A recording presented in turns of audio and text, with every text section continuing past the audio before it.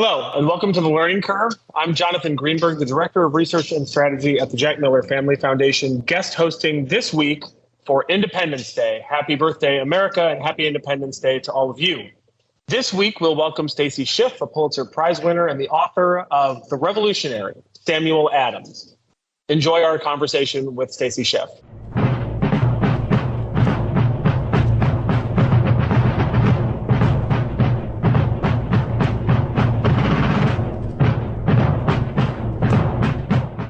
We're pleased to welcome this week Stacy Schiff, a Pulitzer Prize winner. She's the author most recently of The Revolutionary, Samuel Adams, which is a New York Times bestseller, as well as listed among the best books of 2022 by the New York Times, The New Yorker, NPR, The Wall Street Journal, The Boston Globe, Barack Obama's favorite books, Oprah Daily, The LA Times, Time, USA Today, and others.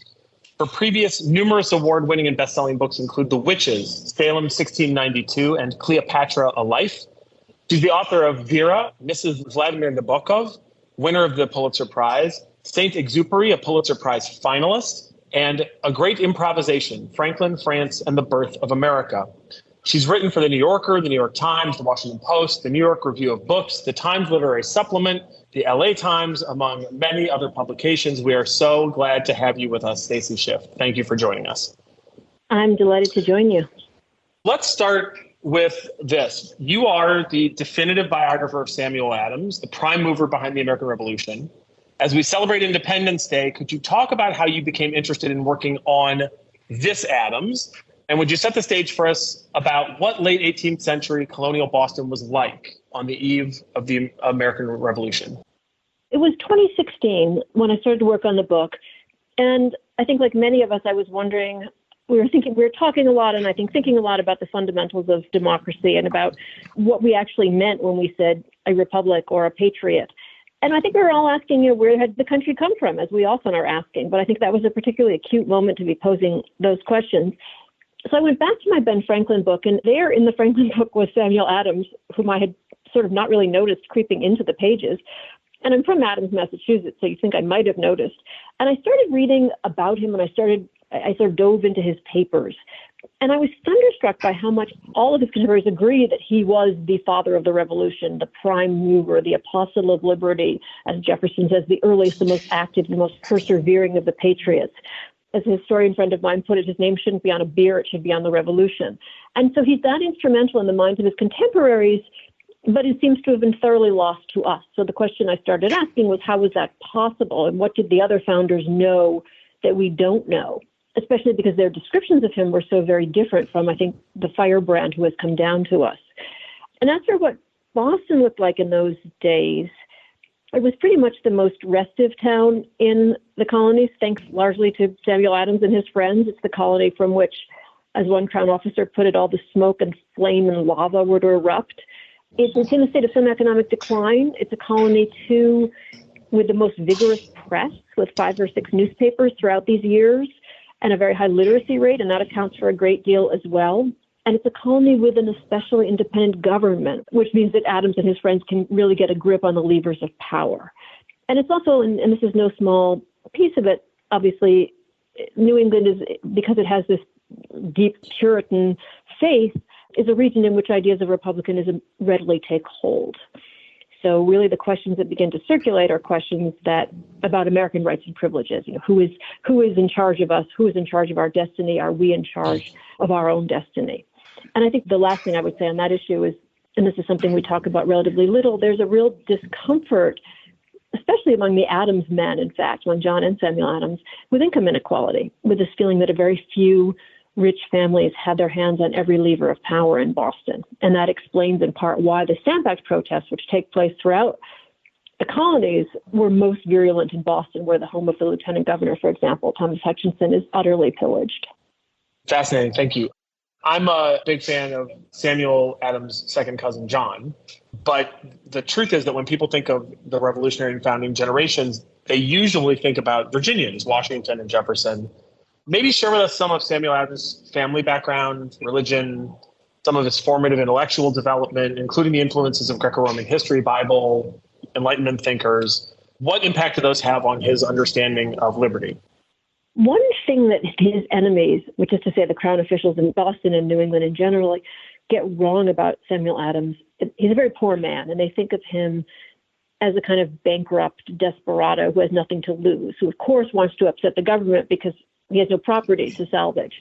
But what they don't understand, or they don't seem to take into account, is that he grows up in a very wealthy household. He grows up on a beautiful estate overlooking the harbor with a very prosperous family. He's very well educated. He goes to Harvard. He gets a master's degree from Harvard. He's a poor man who was not ever a poor boy. And that's a very different creature from a poor man who had been born a poor man. And it means that, politically speaking, he's very agile because he's able, as I think no other founder was able to do, he's able to communicate with very different constituencies in Boston. He's able to talk to the dock workers and he's able to talk to the Massachusetts ministers with equal facility. He knows the bricklayers. He spends a few years as a tax collector. He knows the people in the streets of Boston, but he's very tight also with the sort of minor elite. And that means that he can build alliances in a way that no one else is in a position to do. So that's a real political gift. He goes to Harvard at 14, which was not unusual in those days. He's not the youngest member of his class. In fact, in those years, your rank at Harvard was something that everyone knew about you and that really mattered. And it says something of Adams's background that he was sixth in his class. I think John Adams, who was his second cousin, was 14th in his class. John was from a less distinguished family. At Harvard, Adams is the class of 1740. He studied Euclidean syllogisms. He read his Homer. He was forced to take Hebrew, which was a class apparently all the undergraduates hated. But mostly he's on very intimate terms very early on with the ideas of John Locke. And he seems to have just gulped down Lockean ideals, which will surface and resurface in his writing. But it's a very classical education. He knew his Cicero. He knew his Livy. He knew his Homer. The only two things I think that don't figure on that Harvard curriculum, interestingly, are history and politics. And his heroes were really the heroes of antiquity, whom he will cite very liberally in his writings later, and whose names he will use in his many pseudonyms over the years, because he'll go on to write under at least 30 or 32 pseudonyms, and much of that time he's writing under the names of luminaries from antiquity or heroes from Roman history.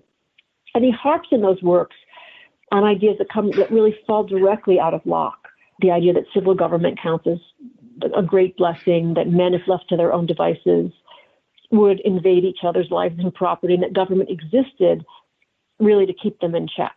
And that the form of government, the ideal form of government, was one in which the prerogatives of power and the rights of individuals stood in perfect equilibrium.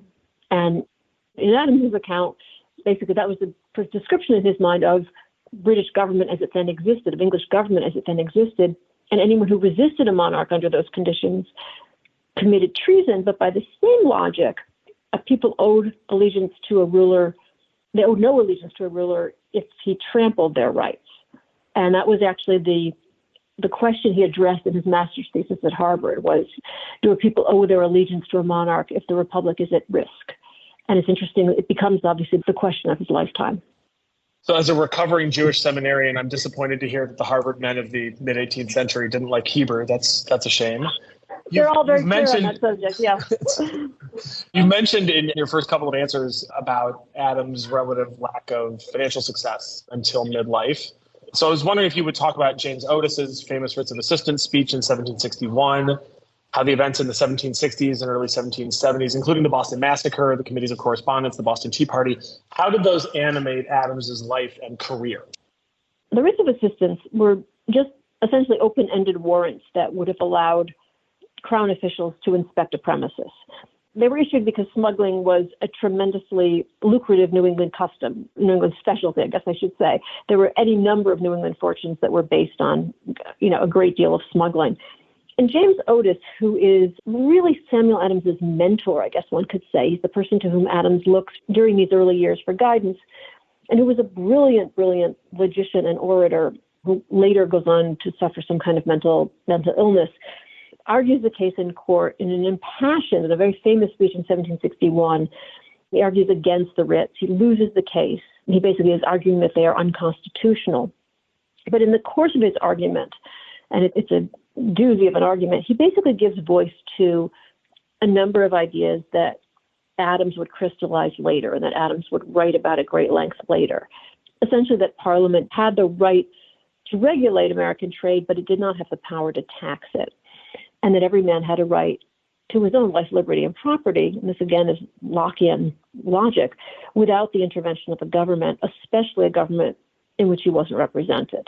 And Adams would take that idea further. I mean, the two of them will part ways over the question of, Otis felt that if the colonies were represented in London, that would be sufficient. Samuel Adams didn't believe that would suffice because he didn't see a way, practically speaking, for the colonies really to be adequately represented in London. But really the question, and I can't stress this enough, the question in those years wasn't just the question of taxation. These are years in which Great Britain is really trying to codify a relationship that has been surprisingly vague. And much of the regulations over the next years, the Sugar Act, the Stamp Act, the Declaratory Act, all the way through to the Tea Act, are often as much about clarifying the relationship between colonies and mother country as they are about raising revenue. And for his part, Adams, like his associates, spend these years kind of chipping away at the question of parliamentary sovereignty. And there he takes the question in a somewhat different direction from where Otis had left it. Parliament isn't even mentioned in the Massachusetts Charter, and Adams really from the start seems eager to make clear that Parliament should not be shaping Massachusetts' life. And he can be hilarious on this subject. At one point he writes, "The two governments are identical, so doesn't it make as much sense if we tax you as if you tax us?" Or at another point he says, "The colonists have as much power in Parliament as they do to choose the next emperor of China. So, these people don't represent us. How can they possibly be legislating for us?" All of that dissatisfaction over the legislation will express itself in unrest. And that unrest, which is often street protests, it's often harassment, it's the sacking of Thomas Hutchinson's house, it's the hanging of effigies, it's the terrorizing customs officials. All of that unrest will bring several regiments of troops to Boston in 1768 to calm the town. And that's a very difficult decision. It's very hard for the royal governor at that point to demand troops because he knows if he demands them, he'll be exaggerating the unrest and he'll be in trouble with the local populace, but he's very afraid of what's going to happen next. Those soldiers arrive in 1768, and needless to say, the situation deteriorates quite rapidly in terms of the relationship between the civilians and the troops in their midst. And from those tensions will come the Boston Massacre, at which 5 Bostonians die. And Adams that evening really comes down to us packaged by Samuel Adams. He puts together the narrative, he gives that evening, he names the Boston Massacre, he colludes to some degree with Paul Revere on the famous engraving that we all know of the massacre, which in very few details corresponds to what actually happened that night. Adams is instrumental in arranging for the representation of the soldiers at the trial. He visits Captain Preston, the presiding officer, in jail. He arranges for the troops, pressures Thomas Hutchinson to get the troops out of Boston. Most of all, he founds this astonishing thing, which is the Massacre Oration, which was an annual, very solemn, very sentimental event that, and I should probably say this in the context of July 4th, was celebrated every year until 1783. And that holiday essentially was replaced by the 4th of July. But the oration was a major event in Boston, and the oration itself was published and distributed throughout the colonies. And it was a kind of account of a rethinking and a reassessing of the martyrdom of the Bostonians who died that day, always in very exaggerated, very hyperbolic, and very lachrymose terms. And the committees of correspondence about which you asked her, those are Adams's really kind of ingenious attempt to bind the colonies together in their grievances, to see that the colonies have a shared vocabulary and to bind them together in common cause, so that by the time the tea lands in Boston Harbor in 1773, the word goes out via those committees with extraordinary speed and, for the most part, produces extraordinary unanimity in response. So it's as if Adams has wired the continent for rebellion. And that becomes particularly clear later when, in punishment for the destruction of the tea, Boston's harbor is closed. And as far as the Boston Tea Party, as we today call it, goes, Adams is very much there in the background. He's at the meetings that precede the destruction of the tea, though he's very conspicuously not on the wharf that evening. He stays behind, as do John Hancock and Dr. Warren and some of their other close associates. But thousands of Bostonians are on the wharf that evening as the tea lands in the harbor. He does hint that something like this is about to happen in a letter to London. He says, "I'm going to be writing you he writes to a friend about a rather non-trifling matter soon, and he afterward will call this destruction of the tea, he will call it a noble defense of liberties as opposed to a lawless destruction of property. And he's said to be in his great glory by Thomas Hutchinson, who's by then the royal governor. So he really does, we know from people who were deposed in London later, he really does run those meetings that lead up to the destruction of the tea. And that was something that people would seem only to admit in London. Nobody who remained in Boston confessed to having seen a thing, but the people who were deposed later in London all point to Samuel Adams as sort of the chief conspirator behind those meetings. Thank you. As you noted in the Smithsonian in 2022, a friend reduced Samuel Adams' politics to two maxims. Rulers should have little, the people much, and privilege should make way for genius and industry. Would you talk about Adams' political philosophy and how he used his statecraft and writings to advance the American cause of independence and democratic ideals about talent and virtue? This really goes back to that discomfort with income inequality and what Adams always wrote off as he called it, the odious hereditary distinction of families. John Adams leaves us the account of the sort of initial encounter between the two cousins, and it's right around the time of the Sugar and Stamp Acts, and they bond very early on over this shared aversion to Thomas Hutchinson, who then is lieutenant governor and chief justice and holds a number of other offices, and who will ultimately acquire this kind of bouquet of offices, some of them in the executive, some in the legislative, and some in the judicial branches, which Adams points out rightly is this plural office holding was really a problem. It just left power in the hands of so few people. It's important to notice that of the six people whom the East India Company tea is entrusted to, two are Thomas Hutchinson's sons and two are his relatives and two are his close friends. So there's really a very tight hold here on power by this oligarchy, which Adams spends so much time inveighing against. And the flip side of that is the emphasis that he puts on the man in the street, on how important it is for every individual to have a voice in his government. And I guess the best illustration of that is that shortly after Adams is elected to the Massachusetts House, he and friends arrange for a gallery to be built in the Massachusetts House so that the people can essentially can hear their futures being decided by their elected representatives. As he says, this is the representatives who are able to look up to the people who elected them. And of course, this leaves Crown officers just wringing their hands because they feel that he's turned the State House into a sort of theater. And it doesn't help that he sort of issues private invitations to his friends to sit in the gallery. But there really is that sense of making government more transparent and making people feel that they actually participate in their own government and are not being legislated for by a distant power or by a small circle of elite representatives. And that question of the elite is something that he and John Adams will kind of come to blows about later in life. There's a really interesting correspondence after the Revolution when John tries to convince Samuel that there really is a hierarchy among men, and that, elitism is sort of essential to proper government. And Samuel Adams, who's so much less hierarchical, writes him back and says, I only admit to one kind of nobility, and that can be found among people of all ranks and all conditions. The well-born was the man or woman who perfected his or her mind. He issues ode after ode to education, to basically universal free education, because to his mind, that is more essential to a republic even than our laws. And this is something that is as a constant in his writing, this insistence that there are two pillars to democracy. One is essentially having a moral backbone, and the other is having a fine education. And he's very forward-thinking in that he even extends that educational franchise to women.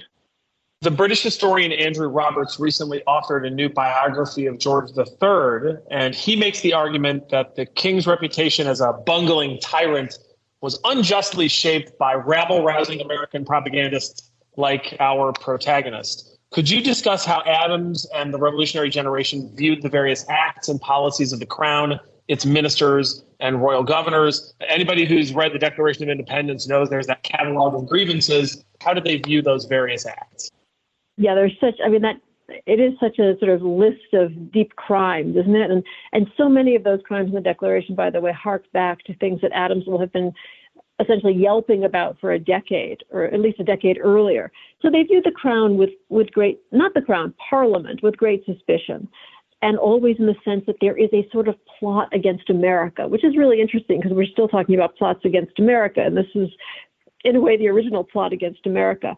But there was something else there, I think, too, that really stuck in the craw and that you see a lot of, not just in the works of Adams, but in the writings of pretty much everyone else at the time, which is a real sense that the colonies realize the condescension with which they are viewed in London. They're very aware of the fact that they are thought of as second-class citizens. As they often say, they were second-class citizens like the Scots or the Irish.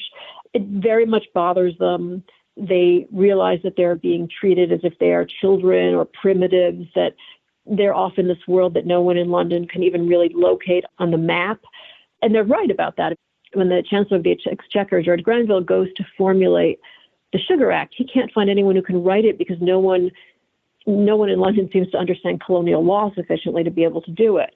And there are just masses of unopened dispatches that have come in from the colonies that no one has bothered to look at because no one really cared for the longest time. And there's immense confusion even about the geography of the colonies, where, was Boston in the East Indies or was Boston located in the West Indies? So the whole relationship was muddled, even to the men who administered it. And there's a real, understandably, there's a real sensitivity to that, I think, on the part of the colonists. They've now come into their own. They're beginning to feel that they are mature in some way, and yet they're still being treated as children by the crown. And that makes for for anyone who's raised adolescents, it makes for a very familiar dynamic, because the colonies will begin to seem disobedient. And the disobedience just makes London clamp down on them even more, which then, of course, makes them more disobedient.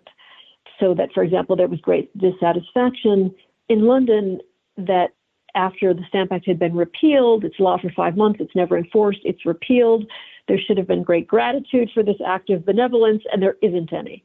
And there's the sticks in the craw in London. And that feeds into the Townshend Act, which is essentially another act to do virtually the same thing. And so the question that Adams kept asking was, if we agree to this piece of legislation, if we agree to this demand on the part of the crown, what will they hit us with next? And the question that London kept asking, or at least that King George asked, is if we agree to do what they want this time, if we agree to repeal this, what will they demand next? So you see, it's a very familiar sort of parent-child dynamic there, with both sides feeling bruised along the way.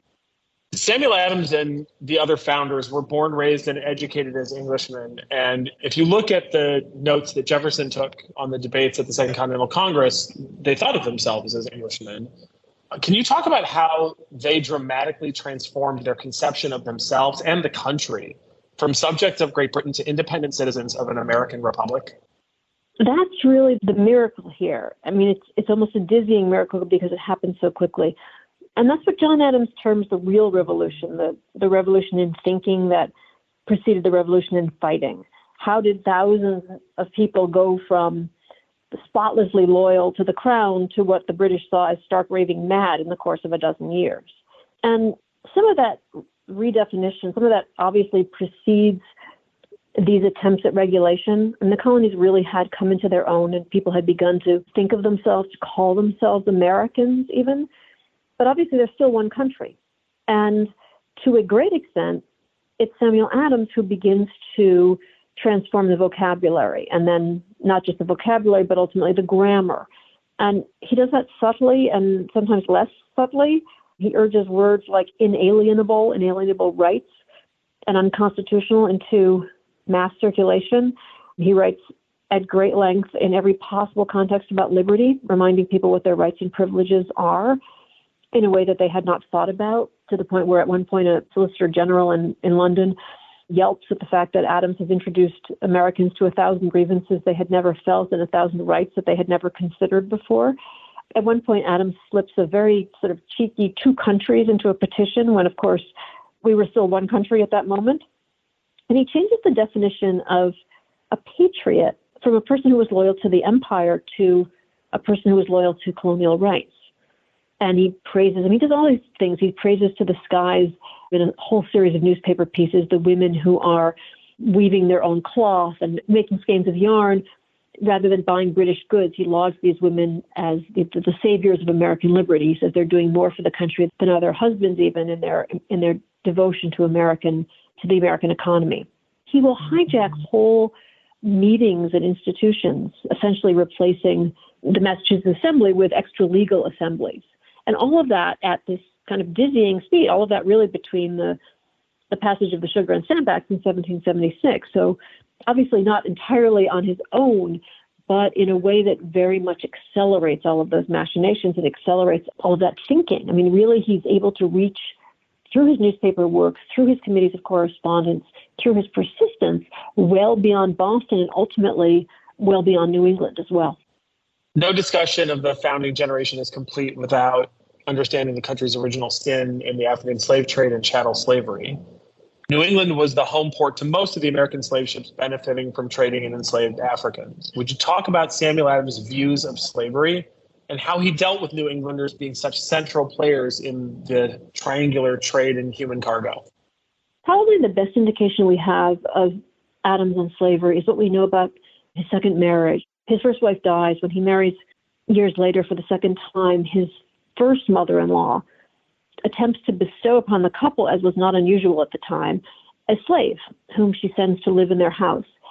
And Adams will balk at the suggestion and say that he will accept the woman, whose name was Surrey, if first he can buy her freedom.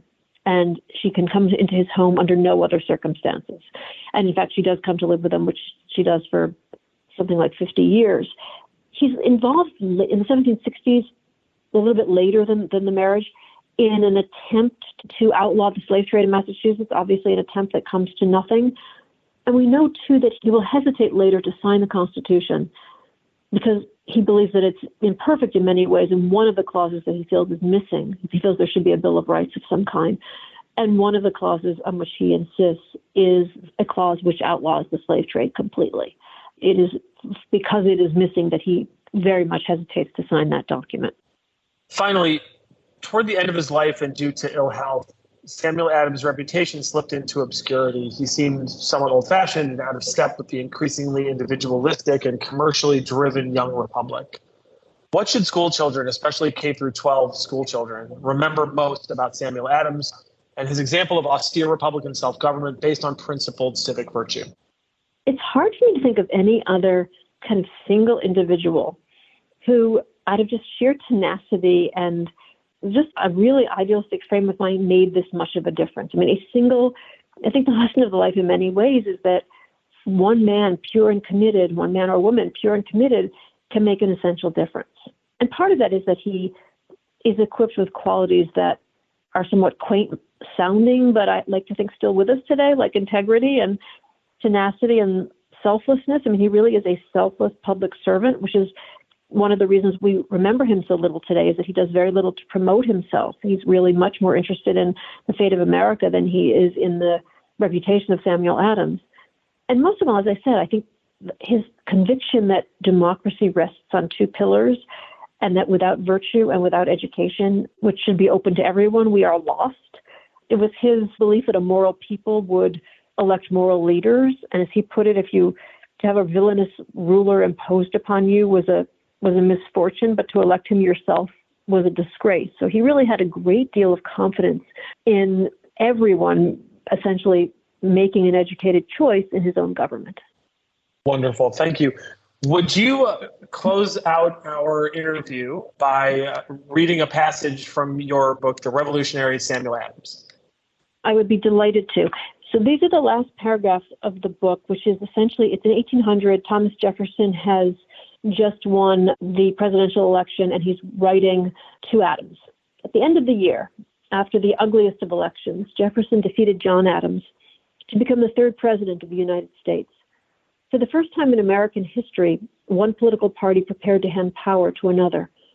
In his inaugural address, Jefferson aimed at reconciliation. It was time to banish intolerance and come together with one heart and one mind. America remained, he argued, the world's best hope. Its government was the only one where every man, at the call of the law, would fly to the standard of the law and would meet invasions of the public order as his own personal concern. Differences of opinion should not be construed as differences of principle. No one would have guessed that Samuel Adams, that old Machiavelli of chaos, stood behind those honeyed notes, but there he was. Though delivered to the people of the United States, Jefferson addressed his remarks directly to his venerable colleague. The new president had done his best, he confided, to channel him. Adams should read his address as a private letter. Is this exactly in the spirit of the patriarch of liberty, Samuel Adams? Jefferson had asked himself again and again. Is it as he would express it? Will he approve of it? He reached for the essence of republicanism, toward a pure expression of the founding ideals. He hoped he might also solicit the counsel of the man he considered the earliest, most active, and most persevering of the revolution. Adams brushed off the compliments. Indeed, they had survived a mighty storm. It would be some time before prejudice receded and men returned to their senses. He too looked forward to a restoration of harmony, to the triumphs of truth and virtue. As for Jefferson's request for guidance, he demurred. Old men deluded themselves when they dredged up lessons from a past they only dimly remembered. He could volunteer no advice. Samuel Adams offered his blessing. Wonderful. Stacy Schiff, the author of The Revolutionary, Samuel Adams, thank you so much for joining us. I'm delighted to join you. Thanks so much.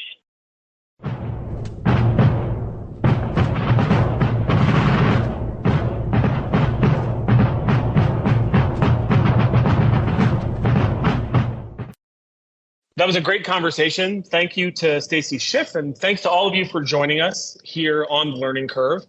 Next week, we'll welcome David Steiner, the Executive Director of the Johns Hopkins Institute for Education Policy and the author of A Nation at Thought, Restoring Wisdom in America's Schools. For all of us here, have a great Independence Day, and thank you for joining us.